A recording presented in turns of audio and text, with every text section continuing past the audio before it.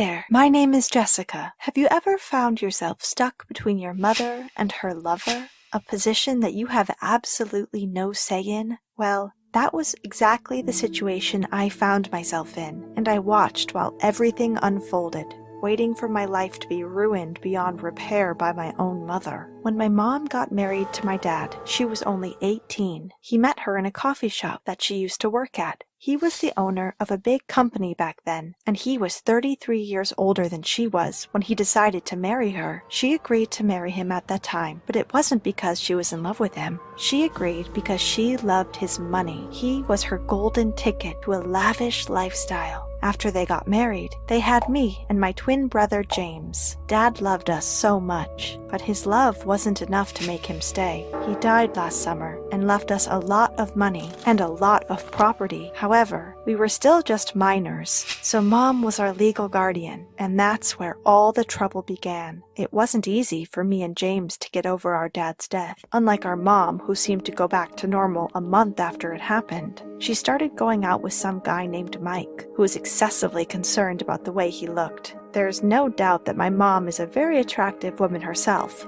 but I knew for sure that Mike wasn't attracted to her, but rather to something else. At first, their dates were normal. I mean, they went to luxurious restaurants and fancy bars, but little by little, I began to notice that there was something that didn't seem right. One day, she invited him to have dinner with us so that he could meet me and James. It was the first time for him to visit our house. From the moment he set foot in our house, his eyes wandered around, taking every single thing in, and he seemed in awe at everything he saw. While we were having dinner, he looked at me and James and said, "You must be some very lucky kids to live in such a lavish house and to have all this money." He pretty much only spoke about money, and there wasn't even a spark between him and my mom. I mean, he barely even looked at her in the eyes. After that date, Mom started to look frustrated every time she spoke to Mike on the phone. I used to hear him scream at her on the phone, even when I was all the way up in my room. And after every argument they had, he always threatened to leave her. Mom was very committed to him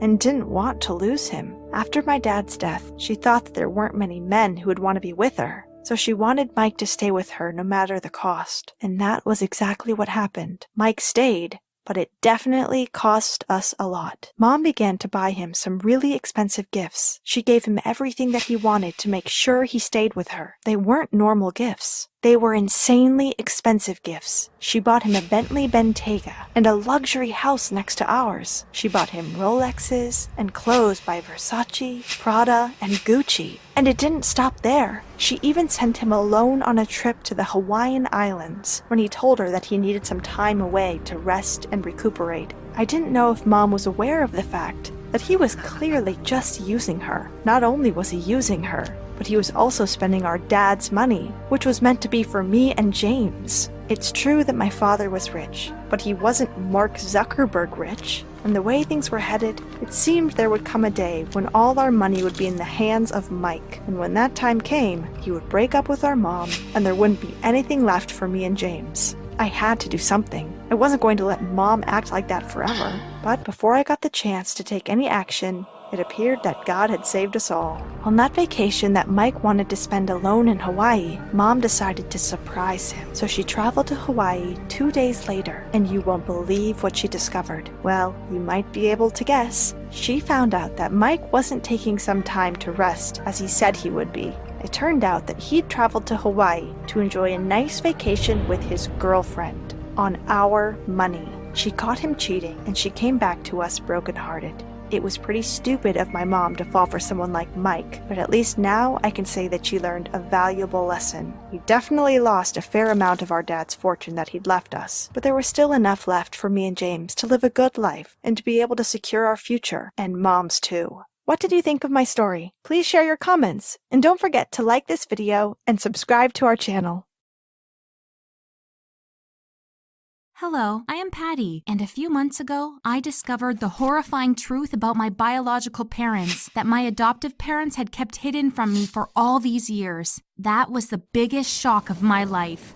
Ever since I was a little girl, I had been aware that the couple who raised me, the Browns, were friends of my family. They adopted me after my parents passed away when I was just a baby. I was told they had an accident and it cost them their lives, but I was never told what kind of accident it was. So I just grew up with the Brown family, who already had 3 children of their own, and I was happy. One day, my friends decided to go on a trip to the beach. I was super excited about it because Mr. and Mrs. Brown hated going to the beach. So at the age of 13, that would be my first proper beach experience. I was sure Mr. and Mrs. Brown wouldn't mind it, but I was very wrong. I begged them, yet they wouldn't budge. I couldn't understand why they were this adamant, so I continued nudging. I mean, this is what all teenagers do, no? But what happened then changed my life forever. While I was yelling at Mrs. Brown and asking for an explanation, she said out loud, "We are afraid that you will face your parents' fate." Then she immediately realized what she said and her face turned red.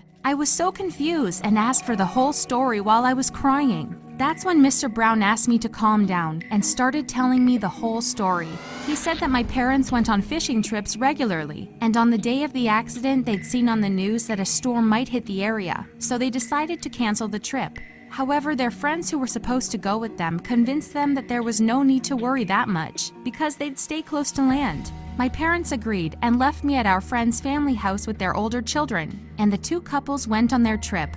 However, the trip didn't go to plan. It wasn't a pleasant adventure at all. They lost control of the fishing ship, and it was dragged way out into the ocean by the strong current. Each couple got on one of the rescue boats that were attached to the boat, but unfortunately, one of them was broken, and it was foggy and stormy, so when they started asking for help, their friends on the other boat couldn't reach them or help them in any way. And just like that, the bodies of my parents were found there the next day, and the cause of their death was stated as drowning. As Mr. Brown told me what had happened, I started to cry. I thought about how my parents must have been feeling while they were stuck out there, waiting for help. Help that never came. And then I couldn't stop crying. They must have been so terrified. I then yelled at Mr. Brown and asked, "Who was with my parents on that boat?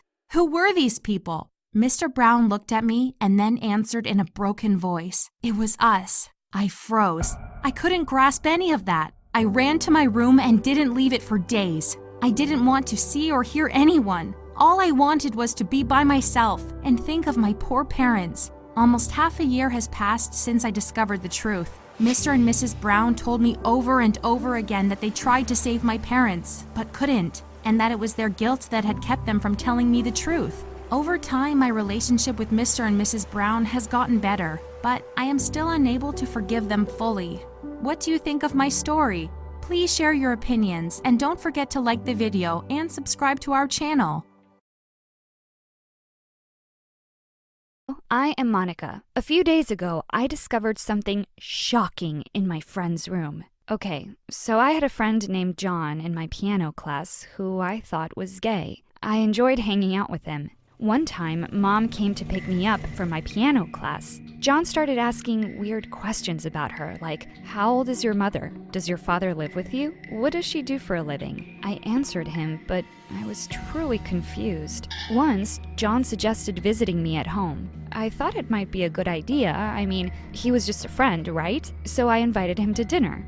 There was something in the air that didn't feel right. John and Mom were so engaged in their conversation that it felt like I was nothing but another piece of furniture in the room or something. When the evening was finally over, I thanked God for that. But the story was far from over. John started to regularly visit me at home with and without occasion, and he would engage in exceptionally long conversations with Mom every single time. It was really frustrating. From Mom's side, she thought that John was a little weird, but also that he was a polite kid.